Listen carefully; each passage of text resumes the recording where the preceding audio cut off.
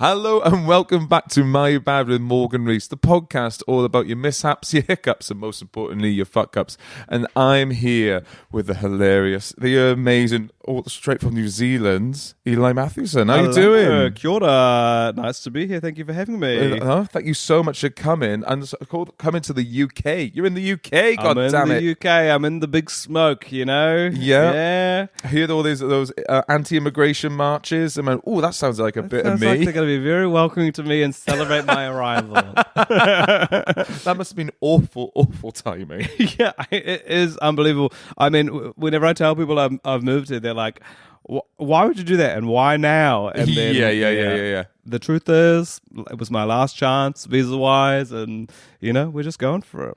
Oh, really? Yeah, there's like a youth visa, which... surprisingly, I was still young enough to get. I applied like the week before the cutoff, and so I'm here for a couple of years. Nice. What do you get? What do you qualify with a youth visa compared to a different visa? Basically, there's some sort of deal with New Zealand, Australia, and the UK where, and I think it goes both ways, but up until you're a certain age, which used to be 31 and is now 35, you can just come and it's like a working holiday thing. And you're just allowed. Oh, wow. I just have to pay my NHS fees ahead of the time. Yeah. And apart from that, I'm just in. I'm here. Oh, brilliant. You're going to make the most of the NHS fees. You're going to break anything, catch anything? Yeah, I'm going to go crazy. I'm going to go crazy. No, I haven't even got a GP yet. I haven't even set that up. I couldn't tell you I couldn't even tell you my GP's name. I've got an online doctor who I'm certain is a con. Oh, really? How come?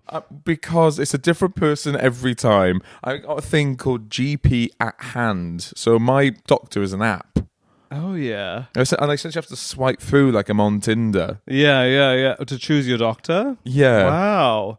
Are they like queer specializing or anything, or are they just nope? Nope. And it's always I want to see a GP, and they'll go, "Would you like a practicing nurse?" So okay, then I'll deal with that. Yeah, cool. We can give you a practicing nurse. Oh, sorry, none available. We can give you someone who's been to a hospital. They're currently waiting for their doctor. We can give you someone in a nurse's outfit. But I don't need their help for that. I've got other apps for that. Yeah. So how are you enjoying that? Do you want to enjoy it? It is nice. Yeah, I didn't know about the water. That's crazy. What about the water? There's like metal in it, and it ruins your hair and your skin. I don't know if this is... So we had to buy like a special clarifying shampoo because apparently metal gets in your hair. Which metal though? I guess one that's not going to kill you. I don't know. Fluoride. I don't know, Morgan. Yeah, All I know is that there's something in the pipes here and the water's bad.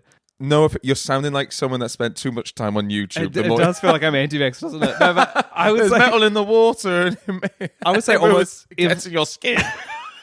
Have you not heard about? Almost every day I'm having a conversation with someone about the water in London. Oh, calcium, because we have calcium. We have hard water and soft water. Oh yes, hard water. Like how you've got to descale your kettle.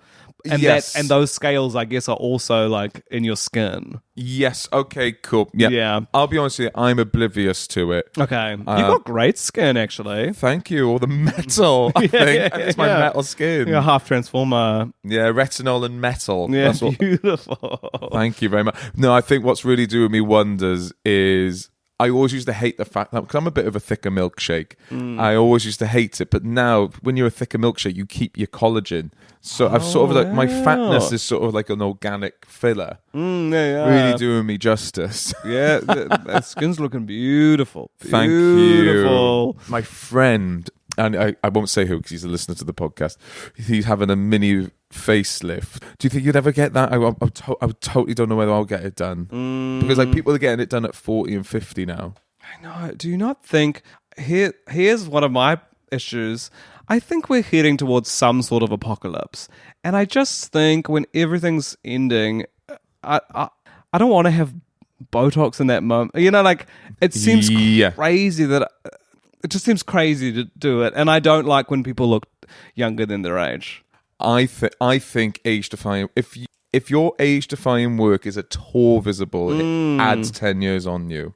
Yes, yes, I agree. But don't you also so like, okay, Christina Aguilera is the person that I'm thinking of with there, where that she has work that I guess if I didn't know who she was, it would be, I would say, oh, that's a 20-year-old. Like she looks so young, but then that is wrong to me as well because I like. Do we all want to look like 20-year-olds when we're 45? No. I don't think that's not nice. No, it's not at all. I want to age like Brad Pitt. No, I want to age like George Clooney, not Brad Pitt. Yeah. I want to look exactly my age, and I want to look a great that age. And if everyone else is getting work done, there's going to be a real daddy shortage, you know? And I feel like it's a real gap we can fill. Yeah. Yeah. Yeah, that is true. You might not be getting cosmetic work, but you will get acting work because you're the only person that looks 40. Yeah, exactly. When you are actually 40. Yeah. So to go back again, because you're in London, what other than the water, any other culture clashes, anything that shocked you? Any? This is also water related, but in a different way. But like, I get shook when you go out for a meal or go to a cafe here. You gotta ask for water. Everywhere back home, they'll give you so much water, and they'll keep topping up your glass so that you're just like drinking water all the time. Like. I have always felt like I'm super hydrated in my life because usually, you know, in theory, I think for every alcoholic beverage or every coffee, you're meant to have 1 glass of water. I think, plus your standard whatever 2 liters or whatever. And then here, everywhere you go, they never give you a water glass. We're not a water country. Yeah, we're I think that's why we're all sort of fucking miserable. Is because we're severely dehydrated, and I think a lot of people would call drinking water gay. Really? Yeah. And I tell you what, maybe that's what did it for me. All the water made me gay as hell. Well, you know, it's like people are like, oh, it's the water boy. It's the water boy. You know, like anything now, you want to be the water boy. The water boy is so hydrated. The water boy hydrates other people. Yeah, exactly. God, that's so crazy to be so homophobic that drinking water is gay. Maybe I'm projecting there, but I don't want to speak on behalf of all homophobes. Yeah. But how are you finding the UK's drinking culture? Yeah, I'm having so much beer, and that is something that I may have to make some stronger choices about in my life going forward. Gin and tonics. Shandy. What's Shandy's lemonade and beer, eh? I'm a big Shandy advocate. Okay. I pretty much only have a lie because I love Guinness, but I'm a big Shandy advocate. Okay. You don't have the hangovers. You hydrate throughout the night. They are tasty. You get the alcohol buzz, but you're not hanging the next day. Yeah.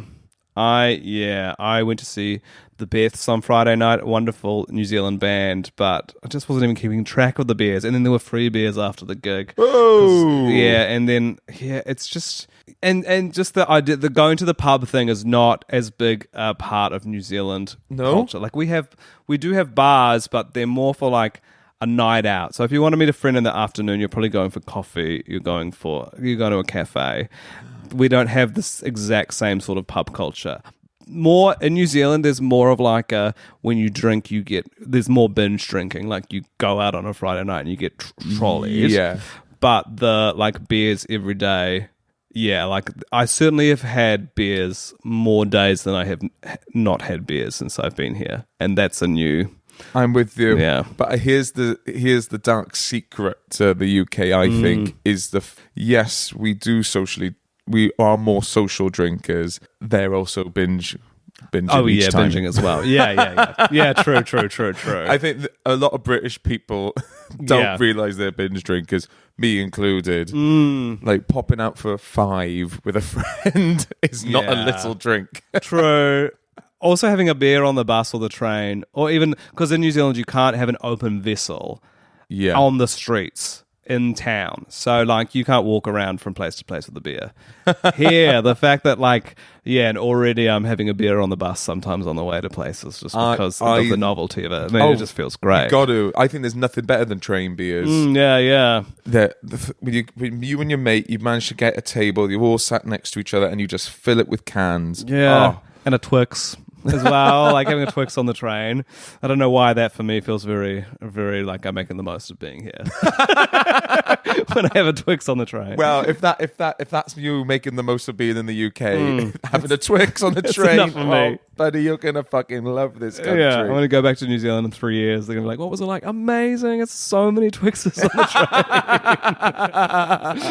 train. Oh, but we should have. Well, yeah, we're going to plug the fact that you're in the UK now. So, but you've also got an amazing podcast. Yes, I was listening to the most recent episode today. Sorry, I spoke over you there. It's so good. Oh, thank you for listening. Yeah, we're sort of adjusting to the fact that we now do it across the world. So my co-host Chris Parker and I host a show called The Male Gaze, but now, yeah, one of us has to be in the early hours of the morning and one of us has to be in the deep evening. So it's sort of like a funny adjustment of the fact that one of us is always starting our day and the other one is truly winding down. The dynamics really changed. The dynamics on the pod. have really shifted. I found that when, like, one year when I came to do the Edinburgh Fringe Festival and I was with my partner as well, that was like a weird part of just the whole world of sexting when you're in like truly different time zones that do not adjust. Yeah. Like yeah, one of you is like right in the morning having coffee and breakfast and the other one is like it's 11 p.m. I'm horny now. Yeah. I've never really thought about that long distance sexting is the time the time difference. Time difference is a curse. Yeah. I'm winding down and I could not be the more horny. I could not be more primed than I am right now. I've just started work. Yeah, I'm in a morning meeting right now. Are you up? Yeah, I'm up to my eyeballs with work. I'm in the office. Yeah, exactly. I've only really, because like this is my first time in like a long-term relationship. It's also like I didn't quite realize, like, obviously the person I send the most sultry, dirtiest, sexy text ever is also the person I send the most boring text to ever. Like, just pick up milk as well. Yeah. It's like, oh, I can't wait to rip the clothes off you when I get in. Have you put the bins out? Yeah. I was like, totally. oh god, it's in the same message tray. Yeah, you need to use different platforms for the.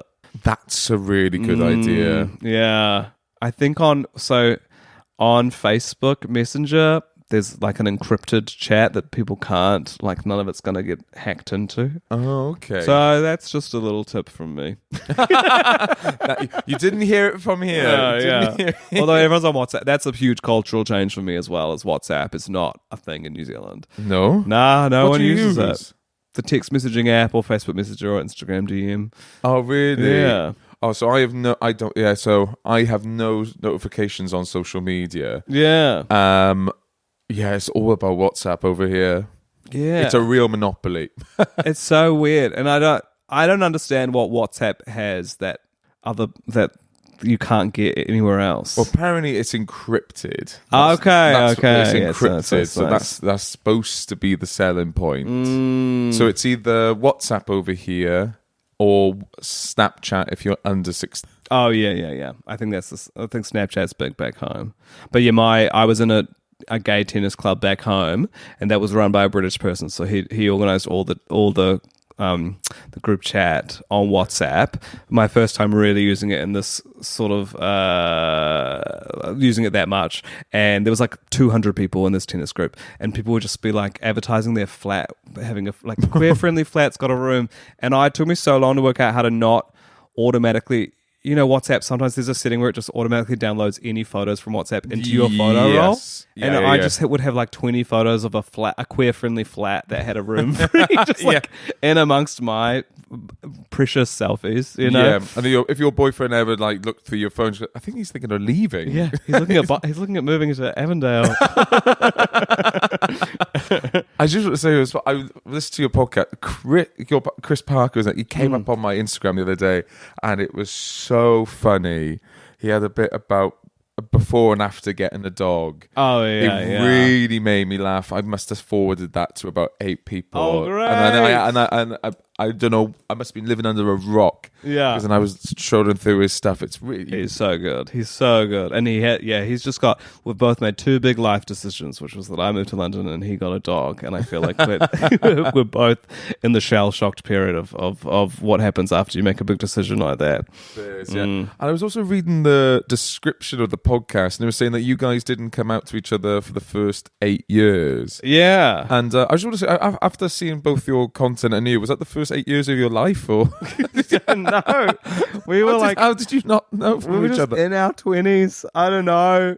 Christchurch, where I'm from, was not a super gay place, and so it would be a big deal to be out. Like, I think when I was at high school, there was probably 2 students that were out the whole time I was there, and so so many of my friends are people I knew in Christchurch when we were young, and then we were all in the closet, and then we all moved to different cities, and then we were all like, whoopsie, by the way. Yeah. Okay. Yeah, but we all had girlfriends, but we were like doing the Shakespeare Festival, doing plays, doing all the gayest stuff possible, doing musicals. Yeah, where did you meet your girlfriend? Well, we were both doing Grease. Literally. I dated a girl for a year and a half, Brindley Steen, shout out, who's a comedian as well, but we met doing a Shakespeare in the Park. And, The writing's on the wall. Exactly. Well, so what age did you come out? I was 21. Okay, cool. Yeah, I was a bit later. I was like 26, 27. Oh, true. It was lockdown that was my impetus. Lockdown got you out. Yeah, kind of. Really? Yeah, I just saw the world's ending. I think I can say about this gay thing now. Yeah, well, true. bisexual, queer. Don't tell anyone. It's not that deep. Yeah. I like the word queer. I like how it's all Catch-all. I like the catch-all, non-pigeonholey. It says everything I need to say about it, which is not straight. Oh, that guy. This is a tangent, but have you seen that guy who was on I Kissed a Boy? He was in The Winning Couple. I think his name's Ollie. And he's just come out with all the worst opinions recently, including really? that tired old thing of like queer is a slur, it's a bad word, like why do we need to use this word? It's like, well, because things evolve and people learn to use more appropriate terms. Anyway, he's full reform, I think. I think I've seen people like reacting to that news on my TikTok. I didn't know who he was. I haven't seen Kiss the Boy, but I will happily write for it and narrate it if you want me to. But yeah, that'd be a sweet gig. That'd be a sweet gig. Yeah, so I was going to ask, because again, it's a big old world out there. It's like queer's been adopted in New Zealand. It's not like yeah. It's like the term queer. It's not, you're not getting that. So I hate the term. Have you seen these people that refer to themselves as normal gays? There's nothing worse. There's nothing worse. And also, it's like, what does normal gay mean? Because to me, the people who are calling themselves normal gays are normally like right-wing gays, which to me is a smaller... I mean, I don't know. Yeah. I guess who knows the actual stats, but I feel like you're not the predominant part of the gay population. Normal gays just means, I don't know, we don't want to give other people rights. Like we're paying off the progress that came before us, and we don't want to share it. Yeah, I think they're just like they're normal gays to me are just deeply misogynistic. Yeah, so they don't want any femme men. They don't get why all this thing is happening, and I just find it quite ironic that normal gays are misogynistic, but then they make their little videos talking about how they're not like all the other gays, and you just go, that's the thing possible. I know. Look at yourself. Sorry, I just did a little burp. Also, sorry, apologies about the F slur there, but I felt it was warranted. No, get it out there. I'm a huge prevalent of like. Actually, yeah. I would love to use the F slur less in my comedy, but unfortunately, it's become a valuable asset to certain gigs. Although, have you ever? Like, sometimes I will do a joke on stage, and then maybe like after the gig, a straight person or a non-queer person will come up to me after the show and then like repeat the joke back to me using all the language that they shouldn't be using. And then you're in that weird spot where they're often paying you a compliment, being like, I loved that joke where you said this. Yeah. And then I normally just say thank you, even though, because I'm like, well, you enjoyed me, so I don't want to now tell you off. Yeah. It feels a bit weird. I don't know, like, oh no, I can say that. Yeah. You can't say that. But you also go like, but the performer interview is go and take the compliment. Yeah, Take the compliment. And also just the person who wants to get on with their life is like, I don't actually want to get into this debate with this person at this pub at this time of night. Yeah. Oh, so, okay. So I'm going to ask you a couple more things and we'll go into the... this is what I wanted to ask you, actually. I saw your set about performing on gay cruises. Oh, yeah. We had Joe Sutherland on that spoke about it. Yeah. Beg my pardon. How did you find performing on gay cruises? It was really nice. I've only done the one. It's the same company, I think, that Joe worked for. Oh, really? But they were doing... This was their first one in Australia. So it left Melbourne and then went to Sydney. And it was really nice. But the weird bit about it, it was a great deal. I did 2 shows. But I got to do the cruise for 5 nights. I got to bring my boyfriend with me. Like, we had to pay for his flights, but he got to do the cruise for free. Wow. So you get all your food. You can, like, use all the facilities for free. So it was a lovely deal. The weird bit was, so the cruise company hires the boat. The boat is a Virgin Atlantic boat. Yes. And there's a whole bunch of staff that work for Virgin Atlantic. And then there's other people that work for the gay cruise company. And there's just like different standards for both. Because essentially, if you are a performer in one of the Virgin Atlantic shows, and there's a few, Vinegar Strokes and Danny Ash were doing like a duo show there, like a fun like game show there. But they, even though there's like 2 gay men who would love to go to all the parties, they're not allowed to because they're Virgin staff. But I, hired by the gay cruise, I could go to all the parties. I could do whatever I want. I could, do whatever I want on the boat. International waters, baby. International waters. It's all happening. But they were like, they got told off. They have like name tags on, and then there's cameras on all around the ship. So we were having a drink with them one night at like a bar that wasn't even busy. There was probably like 6 people there, and someone came and spotted that they didn't have the name tag on and told them off and told them to put their name tag on. Meanwhile, I'm like technically working this whole trip, but I can go to any party, wear whatever I want, kiss whoever I want. It's all on, Yeah, wear whatever you don't want. Don't wear whatever you want. And that's the thing. Everyone, all these performers on the boat as well, because like there's a huge sort of cabaret show with like 25 people in it who are all obviously fresh drama school graduates, aka young twinks who would love nothing more than go to these parties, and they're not allowed to do it. Oh no! Yeah. I'm trying to think. Would you want a name tag at an orgy or no? Probably not. Probably it's because people don't Yeah. know your name unless that's where you find the one. And I think loads of people must have found the one in at an orgy situation. Yeah. I'd love to attend a wedding once where that is the origin story and that gets shared in the vows. They met on a ship, and that's all. No further details. Yeah.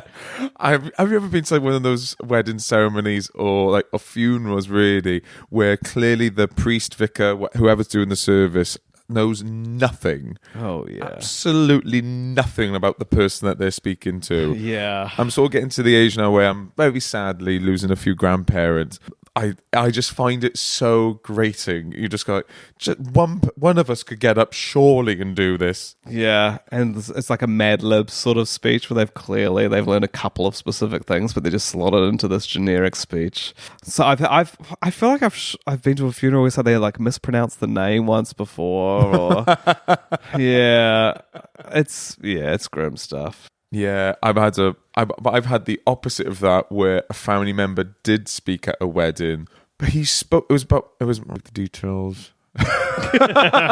Family might listen to this. Okay, it was a family member who just kept on talking about the ex-husband a lot.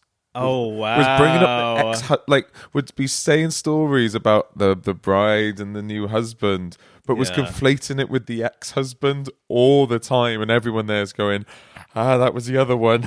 That was the other one. Oh my god, no! And we were screaming. I mean, kind of funny. Oh, kind of fun. When I say we were screaming with laughter. Yeah. I mean, bless the bride had in her hands. I want to have for my funeral. I would love to have a tech rider, like some specifics for the tech, because that's what I've found is that the funerals that I've attended, which have always been for quite elderly people, so it's I guess I don't know. They weren't really thinking about this, but often like they'll play a video or a slideshow, and then whoever's organising it doesn't really know how to get the slideshow running, so there'll be no sound for a little bit, and then there'll be a mouse on screen, and then they'll accidentally close the video, and it'll just be the tabs of what they've been Google searching for the day or whatever. So I want to be very specific about hopefully lots of LED screens and a very technically beautiful service. Nice. Yeah. I'm having when I get married, I'm probably going to do the same rule when my funeral as well. Each speaker has a time limit. No one can go over 3 minutes. Yeah, that's really, really good. Yeah, isn't it crazy how always the people who are doing the worst speeches also speak for the longest as well? Yes. Never is someone who's doing a bad speech do they wrap it up quickly. They always become aware, and you see them become aware that it's going badly, and then they try and get back on track and speak for like 5 more minutes. They try and chase that last laugh. Yeah. There is nothing more long than a boring person. I know. That's why I think there's nothing longer than an amateur dramatic play.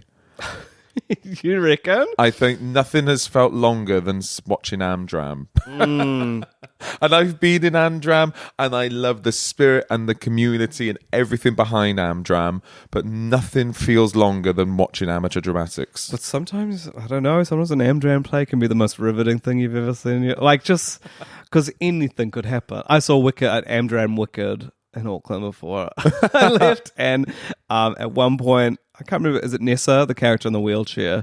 She got stuck trying to exit the stage, and essentially just had to stand up and take her chair off with her, because it was like an electronic chair and it wasn't working. Oh, God. Yeah, and I love that stuff. You can't beat that. Well, I know my local village hall from back in my village in proper deep Wales is doing sister acts. And I'm just a bit of me going, where did you find this black lady? Yeah. This is a white area. Oh, Christchurch, where I'm from, is like, it's changed a little bit now, but when I was younger, it was like the whitest city. And there was a production of Hairspray that I would imagine the photos have all been destroyed of. Yeah, I would imagine. So here's the one thing, we got to do a couple of games, then we'll go into the podcast. So I don't know, like we've spoken about it briefly, is the fact that there are, as you mentioned, the far right are on the rise, unfortunately. And Tommy Robinson had 150 protesters marching anti-immigration. Okay. The one problem apparently is that immigrants don't assimilate. They don't adopt British traditional values. Oh, so this is now I need to. Yeah, so I've gone onto the Reform website and I've looked at what traditional British values are. That's great. I hope that really changes your algorithm now that the internet knows you have been researching Reform. There's 5 questions. We'll see how you do. So, question number 1, do you believe in oral hygiene? Yes. Oh, that's bad. That's wrong. That's the wrong answer, unfortunately. And that's washing your mouth before you give a blowjob, right? Yeah, apparently so. Oh, damn. Another Reform British value. Are you free on a Tuesday afternoon to protest at all the people that supposedly have all our jobs? Oh, God. I mean, admittedly, I am free. I'm free all the time right now. So I guess possibly. I can mark myself as available. I don't know if I mark myself as interested. Yes, I'm with you. Yeah. I'm with you. Do you believe in day drinking, regardless of the weather, day, or the occasion? Yes, I am, and I've adopted the culture. Wicked. Too much. Do you believe in doing a hard day's work? Nah. Oh, you are quite reformed then. Yeah. And Wait, so because that's what they like. These people need to stop taking our jobs, but also we're too good to do these jobs. Yes. Yeah. Awesome. Awesome for them.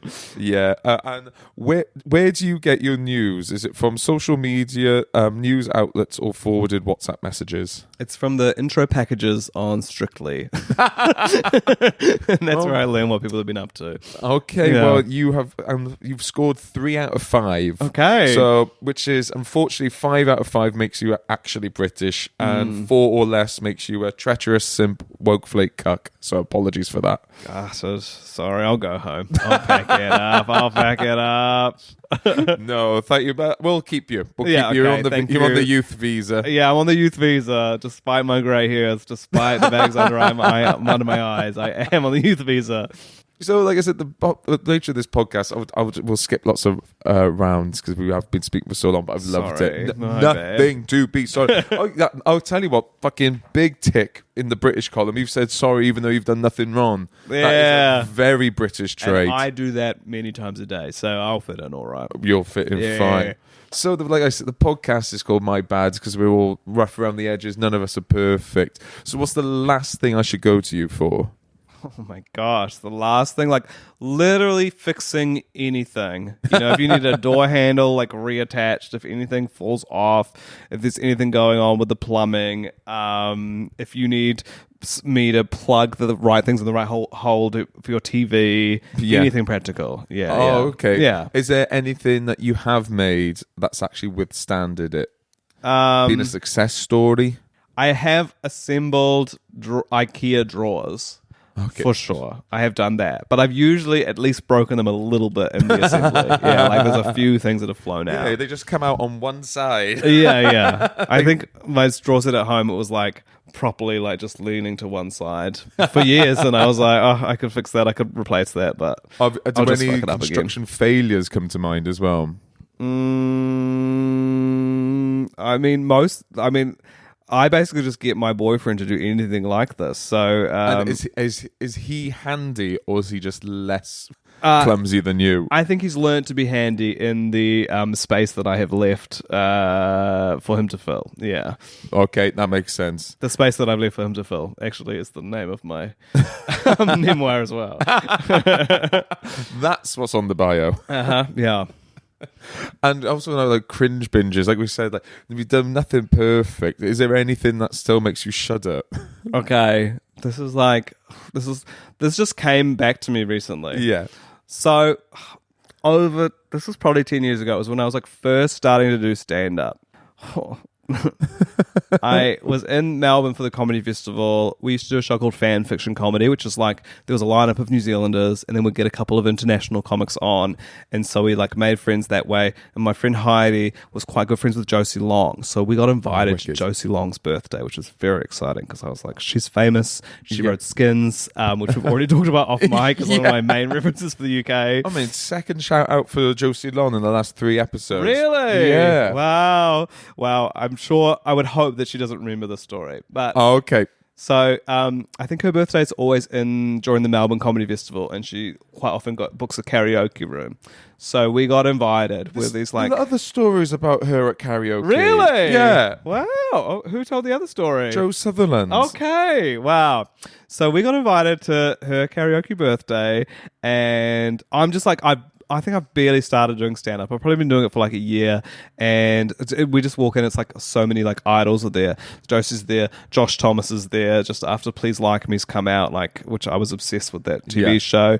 And Mae Martin is there, and like a few other people, very famous people. And we're like young New Zealanders. No one knows who we are. And so I'm very nervous. But you're at karaoke, so you're like, I've just got to step out of my comfort zone. I need to get up and do a song. And at one point, and I haven't written anything in the machine, but Justin Bieber, What Do You Mean comes up. And I was like, oh, I know this song. This is sort of like right in my range.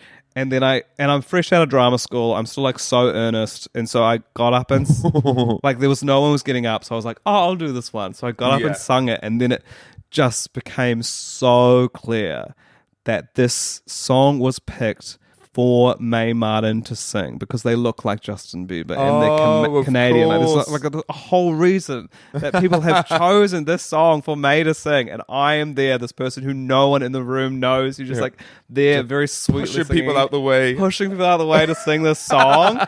And then when I sit down, I don't know who said it. Someone was like, "Oh, we thought Mae was going to sing that, but nice."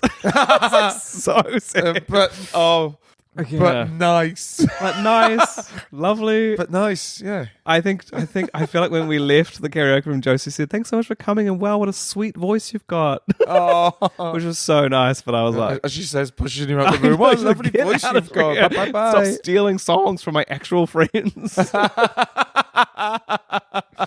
Yeah, I was mortified. Oh no, that would make me shudder. Obviously, when you're standing up singing in front of strangers, it's already scary. But then when you realize the context around what's happened, Yeah, I mean, on the surface, you would think it's the singing, getting in front of other people, but it's because you stepped on someone else's song. I fully stole someone else's song. Yeah. Do you know what that's the equivalent of? Knocking over someone's glass. I know, it fully is. Yeah. But it's just way longer and more excruciating. Anyway, yeah. I don't know if any of those people remember that, but it's burned into my mind. That is such a minor thing. Only the person that it happens to would. Does that make sense? I bet no one else remembers that. I would, but hope you so. would remember it crystal clear. I would remember it so clearly. Yeah. Yeah. This first time meeting all these very famous people in this very small room, and then I just did the worst thing you could possibly do. Yeah. I remember we were doing a huddle one time in rugby. I never spoke up. I was always really quiet. And one time I decided I'm going to go out my comfort zone, and I went, "Fuck yeah!" But my voice broke. And I remember to this day going, "Fuck yeah!" And everyone went, "What?" And I went, "Never mind. No one else remembers that. That's locked in there." Yeah, you'll never not think about that. I'll never ever not think about that. Yeah. God. Fuck yeah. It's the worst. So now as well, my mads. This is the my mad round. What is working you up at the moment? What's your hot take? Okay, this is a news. I don't know how soon these episodes get released, but this is a news story from the last few days. This will be out on Wednesday. Hell yeah. Okay, have you heard of Tilly Norwood? No, tell me more, please. There's all these articles about how acting agents are circling Tilly Norwood, yes, the first AI actor. And what does that mean? Why does she need an agent? What's going on there? So I think it's almost speaks to, unless to work out because I don't know. I think it speaks to both agents and AI and the industry. Yeah. How is any of this possible? Because what is it when a job comes to the agent, and then are they emailing Tilly Norwood and being like, "Hi, I know you're not a real person, but Sprite want to do some Instagram content with you." Like, what does it mean? And is she going to be auditioning for roles? They're like, does she have to do self-tapes? Does she have to do self-tapes? "Hi, Tilly. It's Megan from Gingerbread House. Just wanted to say we need a tape for, Yorgos's new film." It's crazy. Yeah. Hey, you weren't quite right for the role because we saw some life in your eyes and we're actually looking for a proper dead AI. Yeah. Yeah. I just I guess I sort of it makes me angry, but then also I want to know all the details about how exactly this could possibly ever work. Who do you think the AI actress's reader is? Who does she get? just a friend. Hey, it's just ChatGPT or OpenAI off camera. Yeah. Wall-E is just off camera reading the other lines. It's so. And also, I'm like, why are they circling her? What has she done so far? Has she got any prior work? Like, can we see her? I don't understand. And I don't want to be like a Luddite anti-technology person, but I think I am in this case. No, we all need to be AI Luddites. Yeah. I think unless it's for fucking medical research, it's not going to improve any of our lives. I'll be honest, I used AI a couple of times when looking for timestamps for these. Oh, yes, yeah. And I've stopped doing that because now I just go, it's actually just lazy and I don't want to feed this beast. Yeah. And I'm a bit like, we like working. I know. We like working. It's good for our brains. Have you ever had someone at a party say "Oh, maybe you could use ChatGPT to help you write stand-up, to give you some joke ideas"? I was like, No. Observation comedy is observational. It's not. I just can't imagine ChatGPT writing anyone a good joke ever. No. Yeah. I'm trying to see if I can tell this story. I saw a comedian use it, and it wasn't like, hey, like some jokes will be half rhymes or rhymes, or and I went, okay, give me a list of 20 words that rhyme with bulb. Yes, yeah. Like that, maybe I can get a bit. But rather than, what can I say about this scenario? You're like, fuck this. Crazy, yeah. It's like, you should work that out on your own. That's your job. yeah. I mean, like, and I'll be honest, I wouldn't use it again. At one point, I did use it as like a spell and grammar checker for a couple of articles. But then again, I was like, no, I should learn this. Yeah. It just feels like we could all, if we all invest in it so much, we'll all become so stupid. And it just feels like it's already like people using AI to write whole books in an afternoon or whatever. And I'm like, but who wants to read that? Why would I ever want to read some book that's written by AI? Yeah. It's crazy. The fact that it's now being incorporated into movies. Yeah. I do think walking down the red carpet, like, who's going to walk down the red carpet? I know. What about the culture of celebrity? Is that actually going to go because the celebrity is a prompt?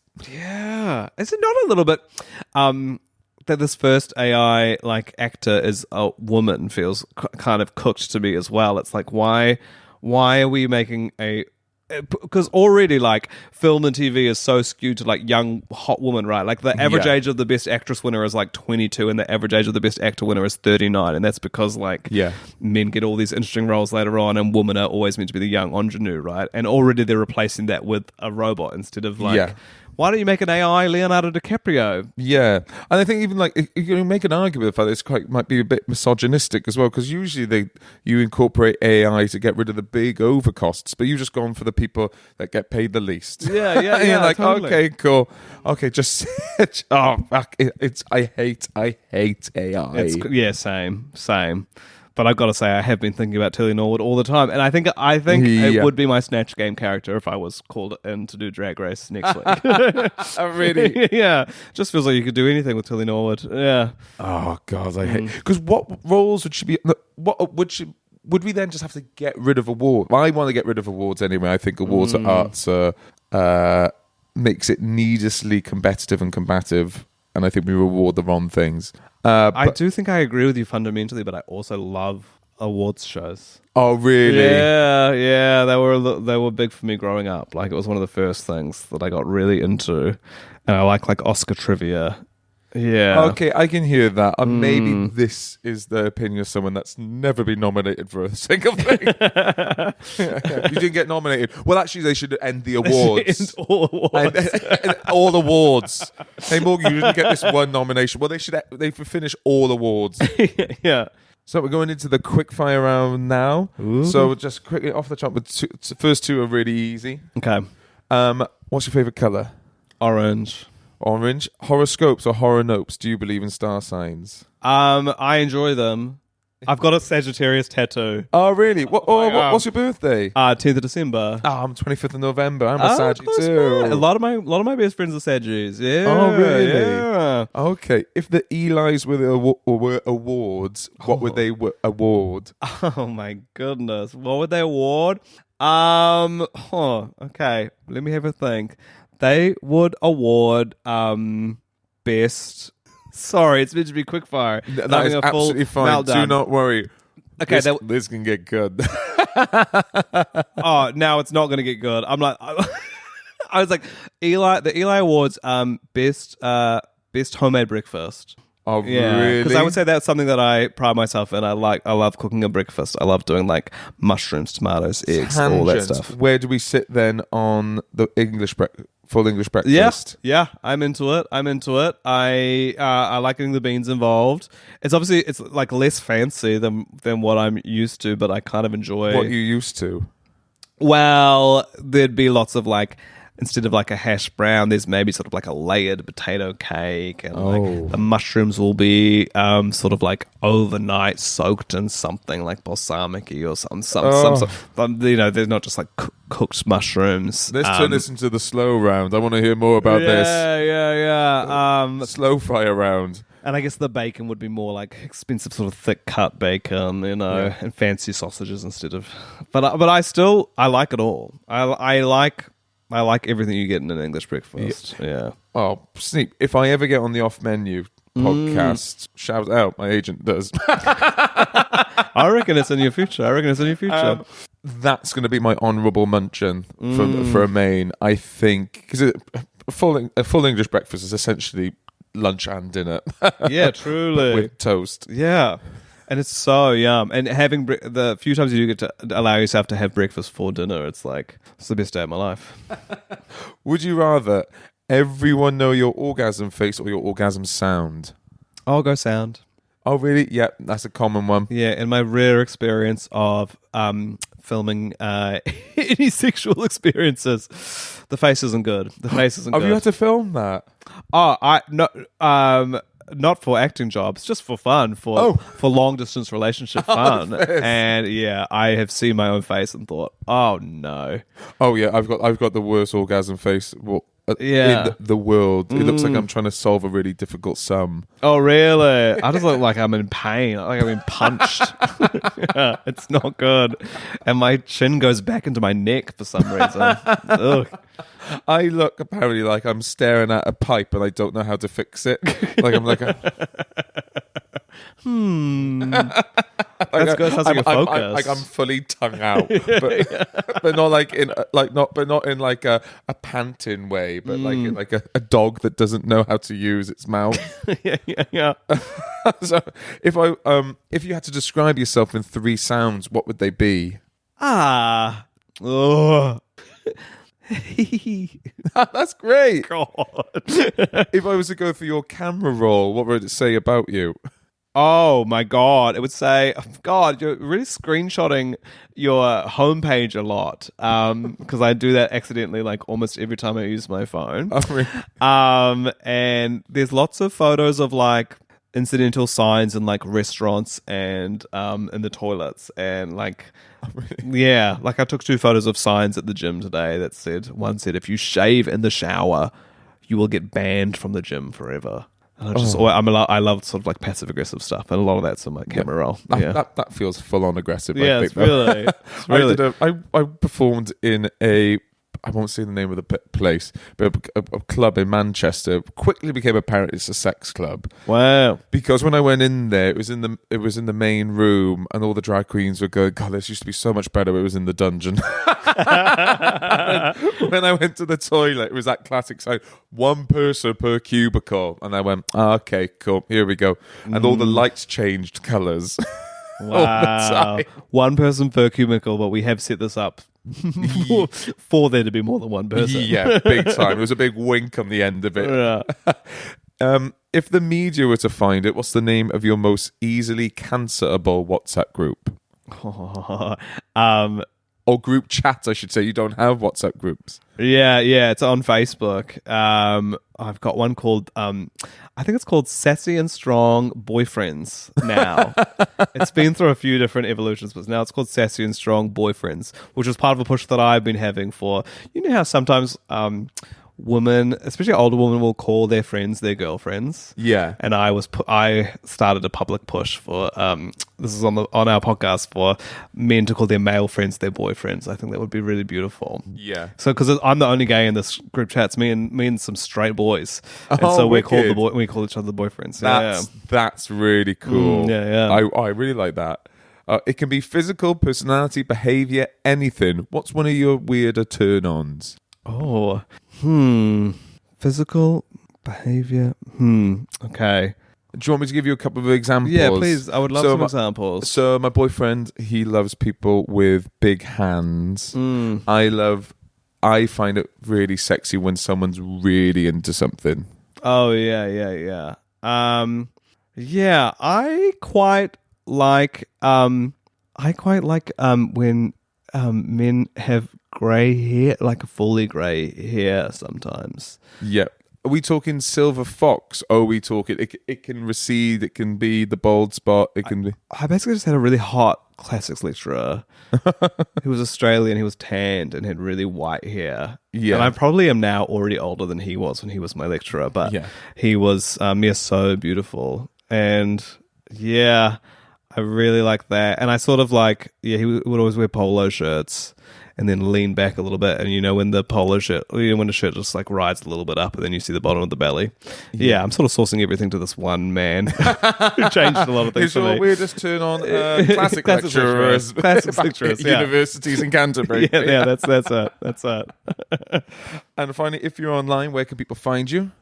Eli Matthewson, that's me on Instagram, and I don't have a website, but my Instagram is probably the best place at Eli Matthewson. Yeah. And the podcast? Podcast is The Male Gaze, GAYZ. You can find that anywhere you can get your podcasts. I'll put all the links below. And also the final question. You've been on My Bad with Morgan Rees. Will you come on again? Oh, come on anytime. Thank you so much for having me. Yes, it's one of those podcasts that just whenever you need to come on, want anything to plug, just message me and we'll make it work. I'd love to. Excellent stuff. Thank you so much for coming on. My pleasure. That's the end of the podcast, everybody. Thank you so much for listening. Episodes come out every Wednesday and we've got a Patreon. So there's early access and a bonus episode every single week. And it's only £3 bloody quid. We'll see you next week, everybody. Thanks again. Bye-bye.